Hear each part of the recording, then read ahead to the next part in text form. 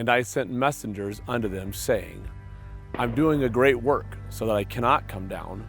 Why should the work cease while I leave it and come down to you? God has given us all meaningful work to do in His kingdom. When I think about this, one of the characters that really inspires me is Nehemiah. Nehemiah was a man who was called of God to bring God's people back to their inheritance. He was going to take back ground that the enemy had stolen from them and change the governance from being into control of a different power back into God's power, into God's plan. Nehemiah took that task seriously. He intended to accomplish it, and he set a structure in place to get it done. There was opposition. And anytime we are encroaching on what the devil has now claimed as his territory, there is going to be some kind of resistance that we're going to sense from him, and opposition to seeing that property restored back to its rightful owner. Nehemiah was surrounded by different kinds of enemies.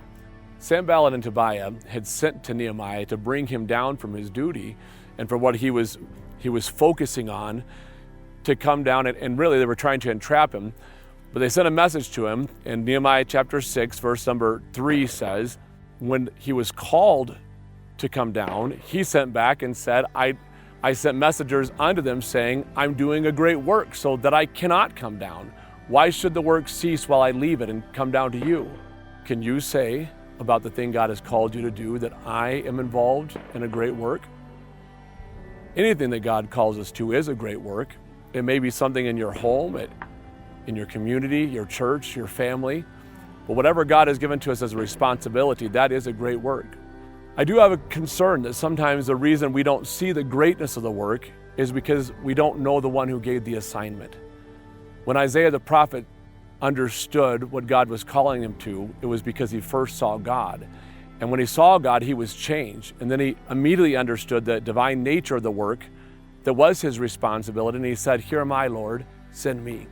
The work God has given for you is great, but you may have to see him before you can see it.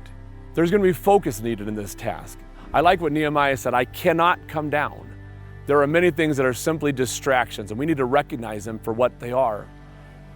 It's sometimes helpful to keep a journal of our time, the things we're spending our energy on throughout the day. Maybe do that for a week and start to catalog where your time is actually going. And so often our time is spent on things that are not urgent, they're not even important, they're just time wasters.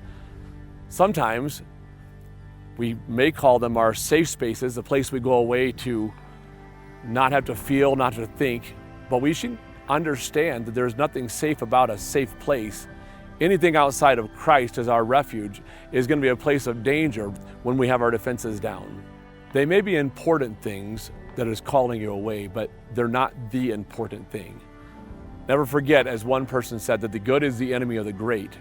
And it may be family or friends or legitimate responsibilities, but whatever calls you away from the task that God gave to you does not merit coming down from the work.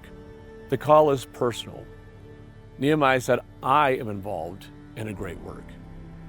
Can you truly say before God that you've heard his call, that you've answered his call, and that you are involved in a great work?